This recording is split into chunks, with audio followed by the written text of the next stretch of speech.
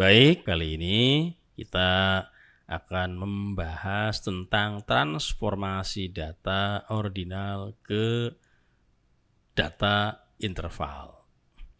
Namun, sebelum ke pembahasan tersebut, kita akan membahas tentang alat atau tools atau perangkat untuk melakukan transformasi data yang dimaksud.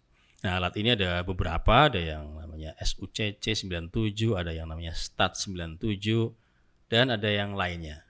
Nah, yang akan kita bahas di sini adalah SUCC 97. Kita langsung aja di lab komputer ini kita akan dekati dari sisi praktis tentunya, dari sisi implementasi praktikum langsung teknis ya, dari sisi teknis operasional. Kita lihat SUCC 97 ini harus Anda download dulu ya. Silahkan di internet Anda download sehingga nanti muncul di sini. Silahkan mau disimpan di folder mana sesuai dengan keinginan Anda. Kalau saya di sini di folder apa ini, di directory G saya simpan SUCC 97. Saya download terus saya simpan di sini. Nah, mari kita langsung praktekkan bersama-sama saja. SUCC 97, klik 2 kali. Nah, di sini menu di sini menunya masih seperti ini. Nah, untuk melakukan transformasi data dari skala ordinal ke interval itu ada satu menu namanya menu add-in. Di sini menu add-in. Untuk memunculkan menu add-in ini ya, ada beberapa cara. Cara yang pertama, jika Anda tadi klik 2 kali muncul enable macros, macros terus ada pilihan enable, klik situ enable macros. Nanti muncul add-in. Nah, ini tipe yang tidak muncul enable makronya. Jadi munculnya seperti ini, maka kita harus setting di sini. Di set file ya, langsung Anda ikuti file option. Setelah muncul di sini Excel option, Anda pastikan di add-in di sini. Klik, pilih add-in, diklik. Nah, di sini langsung Anda masuk ke sini, masuk ke manage. Di situ ada manage ya, di sini manage Excel add-in. Di sini go, klik go. Nah, di sini kita matikan dulu ini.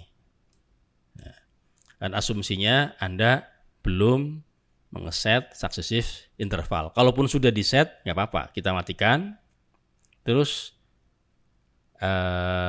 klik browse. Browse. Di sini browse. Anda cari tadi. Kalau saya simpannya di sini di directory G ada SUCC 97, diklik. Anda klik OK. Muncul di sini.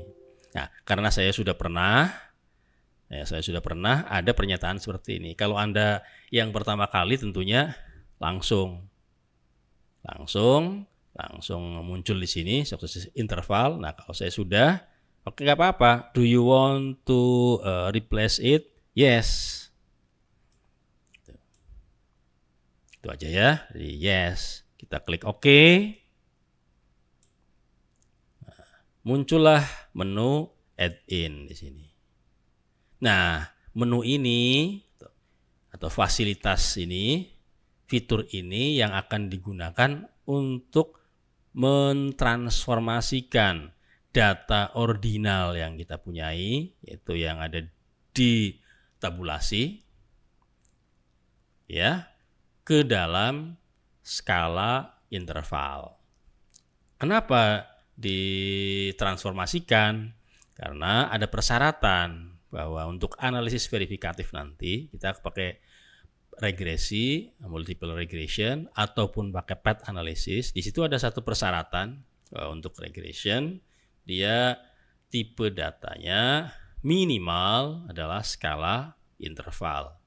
Padahal data yang kita miliki adalah data dalam skala ordinal. Kita lihat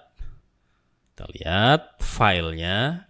Filenya waktu itu kita ada file ini. Sini ada 2 file. Nah, filenya kan ini. Nah, ini kan skala ordinal ini. Skala ordinal. Nah, skala ordinal ya. Sini ada dari responden pertama sampai responden ke-48 ya. Nah, ini. Jadi sampai responden ke-48. Ya, sampai responden ke-48. Ini semuanya tipenya ordinal. Nah, tipe ordinal ini yang ada di dalam tabulasi ini akan kita transformasikan menjadi tipe atau skala data interval. Ini seperti yang di bawah ini. Jadi ini X1 kan ya, di sini X11, sini lurus. Karena ini hasil transformasi nanti yang diinginkan seperti ini. Hasilnya seperti ini.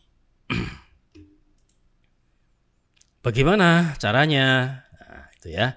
Kita akan coba bersama-sama.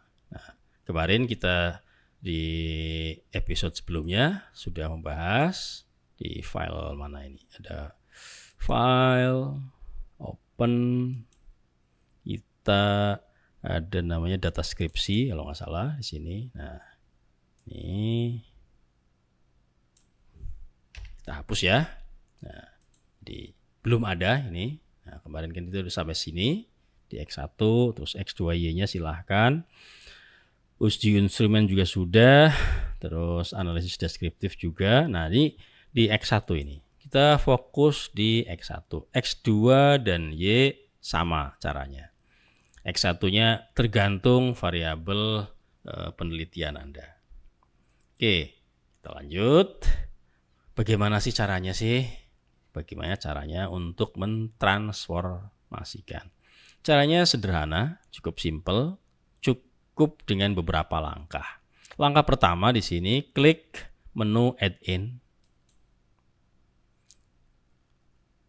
Pilih di analyze ini, pilih successive interval. Nah, selanjutnya kita blok di sini. Ada data range. Data range di sini diklik. Ini ada titik-titik 3 ini, diklik di ujung. Nah, bisa diisikan secara manual maupun langsung kita blok aja. Untuk lebih mudah di blok aja ya, blok dari mulai X1.1 di sini sampai ke bawah terus. Nah, sampai di sini. Udah. Nah, ini range-nya. Jadi nggak usah menuliskan ya. Nah, terus diklik lagi nih bagian ini. Di ujung diklik. Nah, kembali seperti ini. Ada method of successive interval yang disingkat dengan MSI. Method of successive interval. Nah, ini data range-nya, artinya data yang mau konversi atau ditransformasi itu mana range-nya ini. Selanjutnya mau ditaruh di mana? Itu cell output. Klik di sini di cell output, di sini diklik. Nah, supaya rapi, lurus saja di sini. Lurus di sel C ya di sini. C itu kan ada X1.1. Nanti diluruskan aja. Lurus cari space yang kosong. Katakan 1, 2, 3. Nah, di sini aja. Klik. Nah, itu muncul nanti di sini. Jadi outputnya dari sini. Udah ya, langsung klik OK. Muncul. Biar SPSS yang menjalankan. Si successive interval ini. Jadi SUCC97 ini yang melakukan.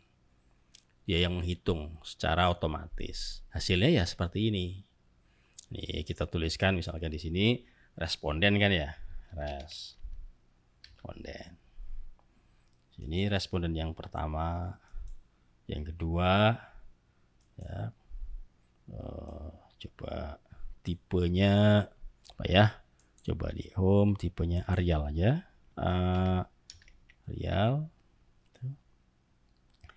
Arial berapa? Arial 8. Ini. Cukup.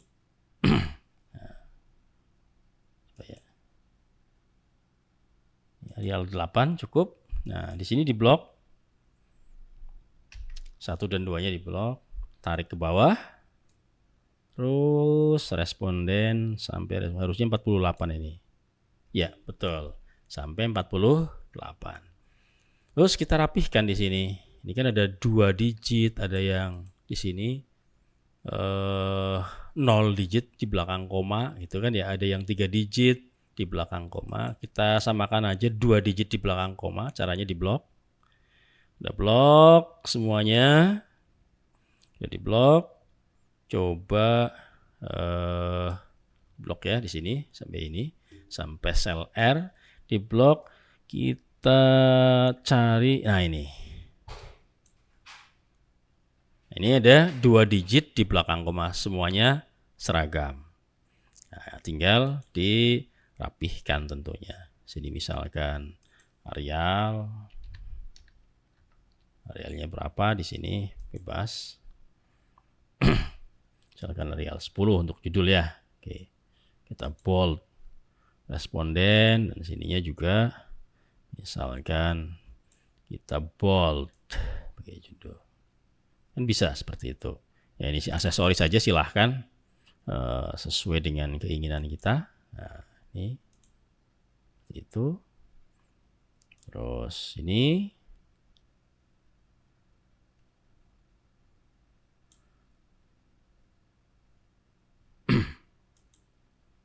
misalkan pakai outside border. Oke, outside border. Ini juga sama. Di blok.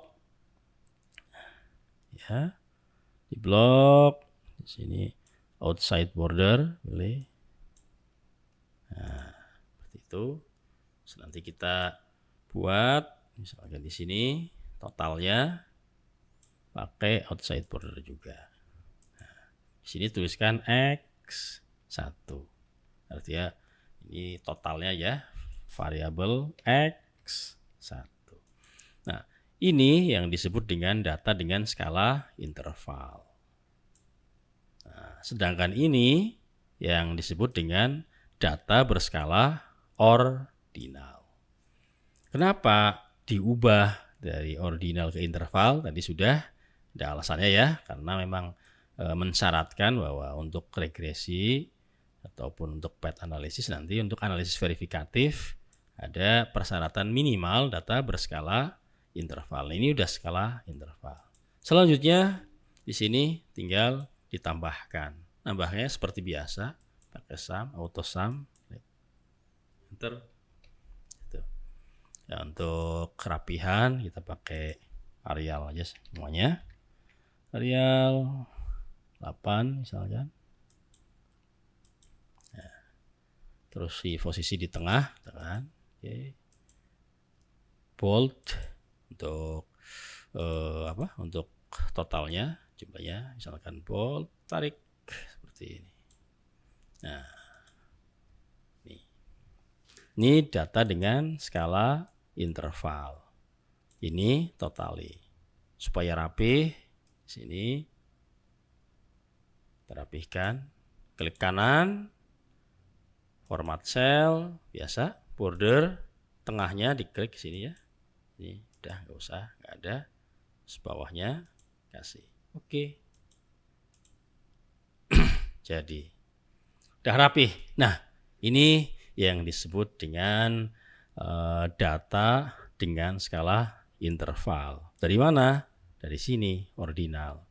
Ordinal atau data dengan skala ordinal itu untuk analisis deskriptif atau menggambarkan kondisi variabel, sedangkan ini data dengan skala interval untuk analisis verifikatif.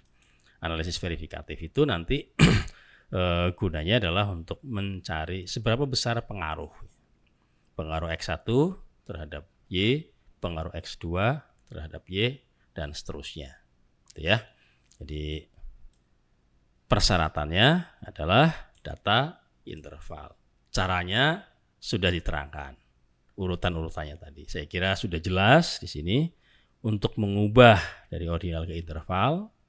Nah, sekarang kita sudah mendapatkan X1 total di sini. X1 total di sini. Ini jumlahnya. Nah, inilah nanti yang akan kita olah ini. Di sini. X1 ini akan kita olah. Cara mengolahnya gimana? Cara mengolahnya nanti kita akan bahas di tutorial berikutnya. Di sesi berikutnya ya. Nah, sesi sekarang adalah sesi untuk mentransformasikan dari ordinal ke interval. Dengan cara yang sama nanti dibuat untuk X2 dan Y. Hasilnya di sini kalau untuk X1 ya tulis X1, kalau untuk X2 ya di sini tulis X2, kalau untuk Y di sini tulis Y. Nanti yang akan diolah adalah X1 total, X2 total, dan Y totalnya. Bagaimana cara mengolahnya? Nanti di tutorial berikutnya.